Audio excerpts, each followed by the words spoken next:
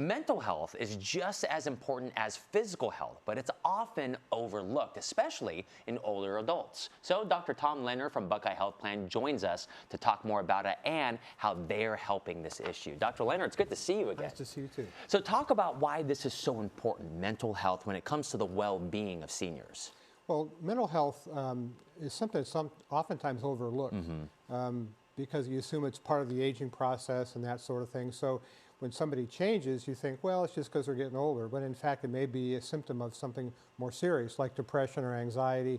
And it's important to recognize those things because if you address them early, you can make them feel better and eliminate and remove the opportunity for other things to go wrong, like develop high blood pressure, have a heart attack, have a stroke.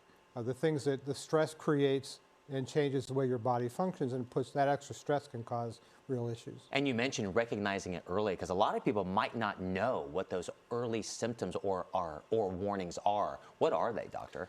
They're variable, and I think it's better if you know, when you know your loved one, you can identify a change.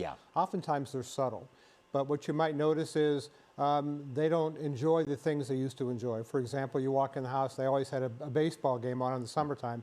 Now they're not watching baseball. They're sitting in the chair, not doing much. You notice a change in their behaviors, a change in their mood. They don't get up to greet you when you come in the house. They kind of sit in their chair and just wait for you to come over. Change in their eating habits. Sometimes they don't eat as much, or they eat much more. Somebody who always had a very meticulous home, now there's stuff and clutter sitting around. Just changes in their basic patterns that you notice isn't the way they used to be. That really is worth getting some questions asked and spending time with them to see what's going on. So what steps can seniors or caregivers take to improve mental health? First of all, identifying that they have a change. I think that you don't want to criticize them or put them on the spot or make them feel guilty or uncomfortable, but it's showing that you care about them and asking, are you feeling okay? Is there something I can do to help you? And then if they're not going out when they used to be involved, get them moving, get them outside. Get an idea of what their social lives are like. We all have friends, and I think that if you've noticed or you've heard from a friend that they're not getting out as much, encourage them to go out and visit a friend. Go to church on Sunday if they used to do that. Go shopping, go to a movie. Take them with you. So many times just saying, hey, Dad, let's go for a ride in the car. And they'll push back a little bit. I'm tired. No, come on, let's go. And they come back a different person because you actually did something to engage them. And they like being with you, so spend more time with them when you can. And I know Buckeye Health Plan is doing many things to help prioritize mental health. Talk about that. Yes, well, we have programs that support mental health and the awareness of the changes in health as we age. But also they have care guides that will help seniors seek mental health care if they need to see someone, or if the family brings it to their attention a change.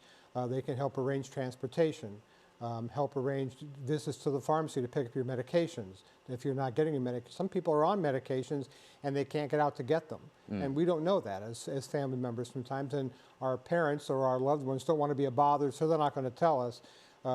But yet they're ashamed of the fact that I just can't drive, or I'm not comfortable. So if you do those, if you bring it up and ask them, our caregivers care guides can do that and arrange for those events and those opportunities to get out of the house and do things.